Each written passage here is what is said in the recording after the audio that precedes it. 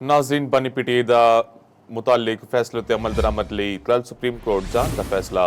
महमूद खान ते ज़ईद दी सदारत विच opposition पार्लिमानी party दा इजलास सलामिया जारी।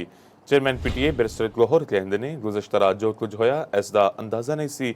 वज़ीर आला खैबर पख्तूनख्वा सुहेल अफरीदी ने आख्या बानी नाल इंज होया है ते आम पाकिस्तानी दे नाल किवें दा सलूक होवेगा। इंसाफ दा बानी पीटीआई नूं शिफा दे बजाए पिम्स हस्पताल ले जान उत्ते तौहीन अदालत दी दरख्वास्त दायर करन दा फैसला। कौमी असैम्बली विच चेयरमैन पीटीआई बैरिस्टर गौहर ने आख्या गुज़श्ता रात जो कुछ होया ओदा अंदाजा नहीं सी। सुप्रीम कोर्ट का ऑर्डर क्लियर था कि आपने उसको शिफा इंटरनेशनल हॉस्पिटल लेके जाना था। जनाब स्पीकर उसमें क्लियर लिखा था कि फैसल सुल्तान और उसकी बहन डॉक्टर उज़मा उस टीम का हिस्सा रहेगी। जनाब स्पीकर सुप्रीम कोर्ट के ऑर्डर के मुताबिक उन्हें टेस्ट और मेडिकल एग्जामिनेशन के लिए लाना था।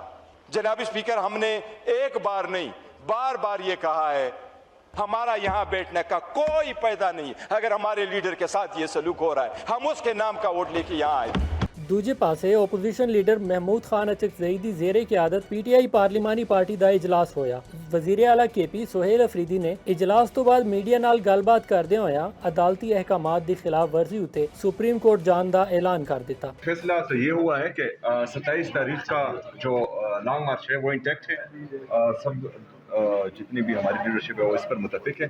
दूसरा जो है हम कंटेम्प्ट ऑफ कोर्ट पे जा रहे हैं और अदालतों के फैसले नहीं मान रहे। जो आइन और कानून से अपने आप को बालातर समझ रहे हैं तो उनको जो है कानून के कटहरे में लाना है। कौमी असैम्बली विच महमूद खान ज़ई ने भी बानी पीटीआई दी मुंतकिली दे मामले उत्ते हुकूमत नूं तनकीद दा निशाना बनाया ते आख्या एक मकबूल लीडर नूं जेल विच रखिया गया है। पाकिस्तान विच पार्लीमेंट आजाद होनी चाहिए। बानी पीटीआई दी बहन डॉक्टर उज़मा खान ने प्रेस कॉन्फ्रेंस विच आख्या शिफा इंटरनेशनल मुंतकिल करन दी यकीन दहानी दे बावजूद बानी पीटीआई नूं पिम्स ले जाया गया। बानी पीटीआई ने अपनी सेहत बारे शदीद तहफुजात दा इजहार किया। उसामा इकबाल चौपाल इस्लाम।